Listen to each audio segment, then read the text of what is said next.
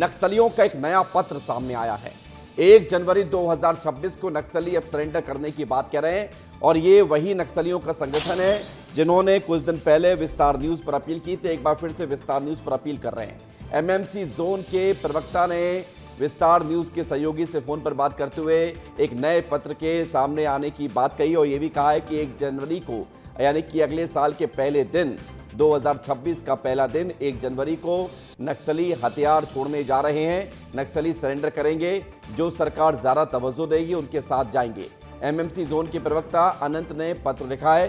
3 राज्यों के सीएम के नाम ये पत्र लिखा गया है। मध्य प्रदेश, महाराष्ट्र, छत्तीसगढ़। एमएमसी ये मध्य प्रदेश, महाराष्ट्र, छत्तीसगढ़ इसी से जुड़ा हुआ है और यहाँ के सीएम से अपील की गई है। नक्सलियों ने संघर्ष विराम की अपील की है। बड़ी खबर आपको बता रहे हैं और इस पत्र के माध्यम से लिखा गया है कि हम ये चाहते हैं कि 1 जनवरी 2026 को सशस्त्र संघर्ष को अस्थायी रूप से विराम देकर हथियार त्याग कर सरकार के पुनर्वास को स्वीकार करते हुए समाज की मुख्य धारा में शामिल हो जाएंगे।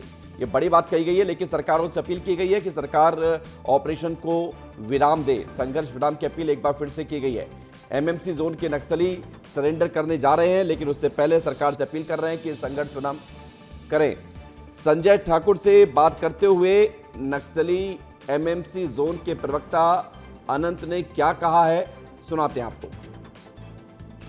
ये निश्चित है कि कुछ एक बड़ा तबका जो है वो तो पुनः मार्गन स्वीकार करेगा। हम जो बयान दे रहे हैं उस बयान से मुकरने वाले नहीं हैं जी।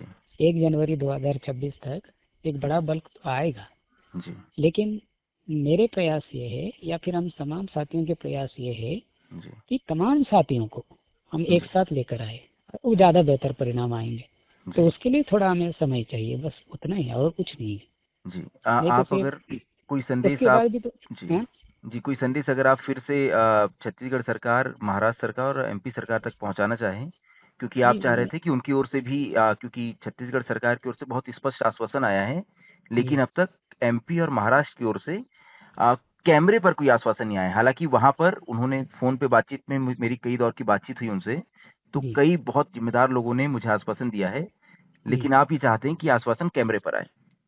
कैमरे पर मतलब ऑन रेडियो पे आ जाए तो कोई दिक्कत नहीं है, ऑन एयर भी आ जाए तो कोई दिक्कत नहीं है जी। 1 जनवरी तक आप लोग तय कर लेंगे सब जी। समय तो सरकार ने 31 मार्च 2026 तक का दिया है जी। तो फिर ये तो काफी पहले है, तभी भी 4 महीने शेष है उसके लिए जी। तो फिर हम तो उसी समय के भीतर की बात कर रहे, तो फिर मतलब क्या चाहते, सरकार क्या चाहती है कि हम हथियार छोड़कर मुख्य धारा में आना चाहते हैं, लेकिन फिर हम कुछ साथियों को छोड़कर आए क्या जी। हम चाहते हैं, सरकार भी तो यही चाहती है ना प्रयास। फिर कुछ साथी छूट जाएंगे, फिर वो अपने प्रयासों में लगे रहेंगे, तो सरकार का भी टारगेट कैसे पूरा होगा। अगर सरकार टारगेट पूरा ही करना चाहती है तो हम प्रयास करेंगे कि तमाम साथी एक साथ आए। तो इसलिए अगर हमारे बीच में वैचारिक मतभेद हो जाता है, विच्छेद हो जाता है, तो फिर उसके बाद तो फिर कुछ साथी निकल कर आएंगे और फिर जो आगे सशस्त्र संघर्ष जारी रखना चाहते हैं वो जारी रखेंगे। फिर सरकार अपना टारगेट पूरा करे जी।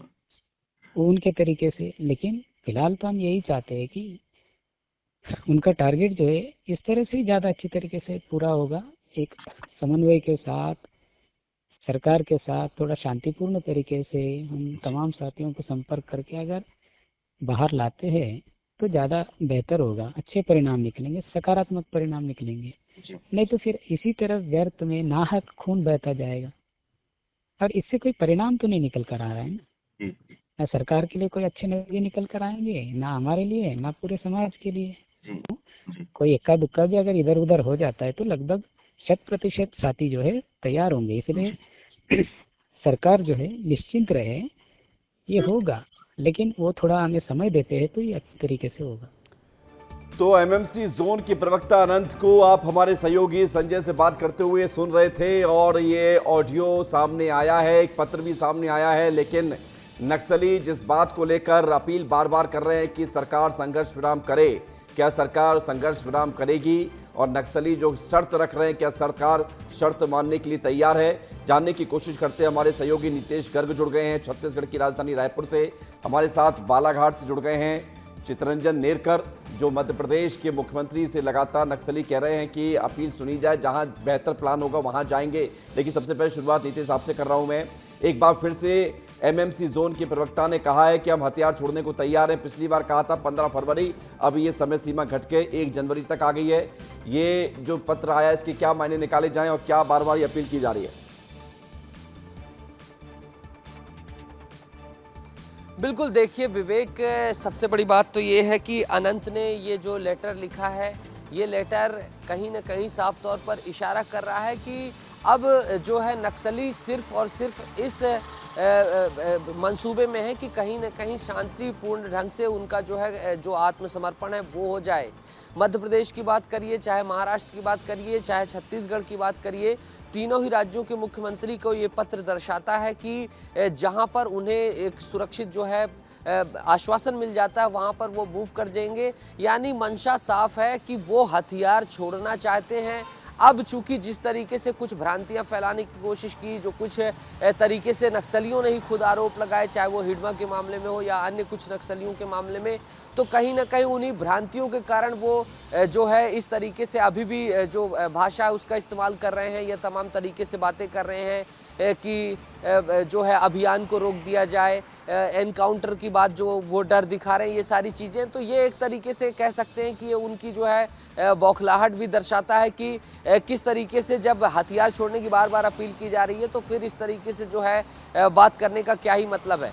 लेकिन जैसा कि विस्तार न्यूज़ ने इस खबर को दिखाया था, संजय ठाकुर से बातचीत हुई थी, उस बातचीत के बाद विस्तार न्यूज़ ने गृह मंत्री से भी बातचीत की थी और उस गृह मंत्री की बातचीत का जिक्र भी यहाँ पर साफ तौर पर देखा जा सकता है, जहाँ पर उन्होंने लिखा है कि हम विजय शर्मा जी के शुक्रगुजार हैं कि उन्होंने बयान दिया है और कहा है कि यदि कुछ ठोस प्रपोजल और मांगे रखना चाहते हैं तो सरकार उसे सुनेगी। तो इसमें ज़्यादातर जो 3 पैराग्राफ मैं देख रहा हूँ छत्तीसगढ़ के संदर्भ में है और पूरा करने का प्रयास भी करेंगे। हम निश्चित ही सरकार के सामने कुछ ठोस प्रपोजल और मांगे रखना चाहेंगे, यानी आने वाले समय में इनका इस संदर्भ में एक ठोस प्रपोजल आएगा कि हम कहाँ पर सरेंडर करना चाहते हैं, किस तरीके से हैं, कितने लोग रहेंगे, हम किस तरीके से पुनर्वास चाहते हैं, तो ये अपनी मांगे रखना चाहेंगे। हालांकि सरकार का स्टैंड साफ है कि अगर आप सरेंडर करना चाहते हैं तो जो नई नक्सल पुनर्वास नीति है आइए उसके तहत सरेंडर करिए और जो है आगे का अपना जीवन गुजर बसर करिए। उन्होंने लिखा कि विजय शर्मा जी से प्रतिक्रिया आई है, इसी तरह शेष 2 राज्य महाराष्ट्र और मध्य प्रदेश की सरकारों से हमें अब तक कोई आश्वस्त करने वाली जो है प्रतिक्रिया नहीं मिली है। तो ये जो दूसरा लेटर है, आप मेनली तौर पर ये भी कह सकते हैं कि महाराष्ट्र और मध्य प्रदेश की सरकारों से जो प्रतिक्रिया, जो रिएक्शन नीतीश, हाँ ये बात में है, आप जो कह रहे हैं हाईलाइट किया है करूंगा। लेकिन नीतीश, आपने जो एक तस्वीर भेजी थी उस तस्वीर को मेरा स्क्रीन पर प्ले कर रहे हैं, क्योंकि छत्तीसगढ़ के गृह मंत्री डिप्टी सीएम विजय शर्मा कल एक लेटर उनके हाथ में था और वो तस्वीर सामने आई है। ये वही लेटर है जो नक्सलियों के द्वारा एमएमसी जोन के द्वारा जारी किया गया है, अपील की गई है। यानी सरकार तक ये पत्र तो पहुंच गया है नीतीश, जिसका जिक्र हम कर रहे हैं। गृह मंत्री के हाथ में डायरी के अंदर ये लेटर नजर आ रहा है, यानी सरकार तक बात तो पहुंचा दी गई है। बिल्कुल, देखिए जैसा कि छत्तीसगढ़ में मुख्य तौर पर ये जो वामपंथ उग्रवाद है उसको खत्म करने का यहीं पर जो है संकल्प गृह मंत्री अमित शाह ने लिया है 31 मार्च का, यहीं पर सारी चीज़ें हैं और यही हिस्सा सबसे ज़्यादा प्रभावित रहा है। ऐसे में तमाम इंटेलिजेंस एजेंसियां सभी चीज़ें जो है लगातार सक्रिय हैं और जैसे ही ये पत्र आया तो देखिए ये रात की जो तस्वीर इस वक्त विवेक देख रहे हैं, जब मैंने एक तस्वीर कैप्चर की थी तब केंद्रीय गृह मंत्री अमित शाह आने वाले थे 12 बजे के लगभग और ये 11:30 बजे की तस्वीर है बाकायदा प्रिंट आउट सहित। यानी ये लगभग 10 साढ़े 10 बजे के बीच जो है गृह मंत्री जो राज्य के हैं, राज्य गृह मंत्री विजय शर्मा के पास, डिप्टी सीएम विजय शर्मा के पास पहुंच गया और इस पत्र पर जो है कहीं ना कहीं अवलोकन कर लिया गया। ये जो 2 पैराग्राफ है वो महत्वपूर्ण है कि मध्य प्रदेश और महाराष्ट्र से संपर्क नहीं स्थापित हो पाया था, तो अब जो उन्होंने कहा था कि ठोस वार्ता के लिए हम जो है तैयार हैं, आप माध्यम मॉडरेटर की, तो पिछली बार हमने देखा था कि विस्तार न्यूज़ के हमारे साथी रौनक हो या फिर गरियाबंद में देखा जाए हमारे साथी थे, इसके साथ ही संजय ठाकुर लगातार संवाद है। तो अब देखना है कि नक्सली जो अब तीसरी ठोस मांग रखते हैं, देखना है कि अब आगे का कदम क्या रहता है और क्या किस तरह का रिएक्शन आता है। मैं लौट रहा हूं आपके पास। इस वक्त चितरंजन नेरकर भी जुड़ गए हैं। चितरंजन, मध्य प्रदेश का इकलौता वो जिला जो नक्सलवाद से प्रभावित है वो बालाघाट, जहां से आप हमें ये लाइव रिपोर्ट कर रहे हैं। लेकिन मध्य प्रदेश की तरफ से कोई ऐसा रिएक्शन नहीं मिला है नक्सलियों को, और नक्सली मध्य प्रदेश से ज़्यादा खुश नजर नहीं आ रहे हैं इस लेटर में। बिल्कुल विवेक, आपको बता दूं कि लगातार मध्य प्रदेश सरकार हो या फिर मध्य प्रदेश जो बालाघाट के जो पुलिस कर्मी है, लगातार नक्सलियों से अपील कर रहे हैं कि बालाघाट जो पुनर्वास नीति है, जो सरेंडर पॉलिसी मध्य प्रदेश की काफी अच्छी है, आप सरेंडर कर सकते हैं, आ सकते हैं। और इसका एक असर भी हुआ था, जो सुनीता ने अपने हथियार के साथ सरेंडर किया था। लेकिन देखा जा रहा है कि लगातार जो नक्सलियों की तरफ से पत्र जारी हो रहा है, जिसमें बात कर रहे हैं कि हमें 15 फरवरी तक का टाइम दिया जाए अनंत की ओर से, फिर उसके बाद एक लेटर और जारी होता है कि हमें 1 जनवरी तक का टाइम दिया जाए। सवाल यही उठता है कि आखिर इतना समय क्यों? क्योंकि रुपेश जो सबसे बड़ा नक्सली कमांडर माना जाता है, उन्होंने अपने 200 साथियों के साथ सरेंडर किया। और जिस तरह से अनंत लगातार पत्र जारी कर रहा है, इसके तरफ से मध्य प्रदेश सरकार की तरफ से कोई बयान जारी नहीं हुआ, ना ही पुलिस की तरफ से। जब पुलिस के अधिकारियों से हमने चर्चा की तो उनका कहना यह था कि हम ऑपरेशन नहीं रोकने वाले, लगातार ऑपरेशन चलता रहेगा। क्योंकि हाल ही में मध्य प्रदेश ने अपना एक होनहार जवान खोया है कुछ दिन पहले, आशीष शर्मा के तौर पर। वो शहीदी भूल नहीं पाएंगे।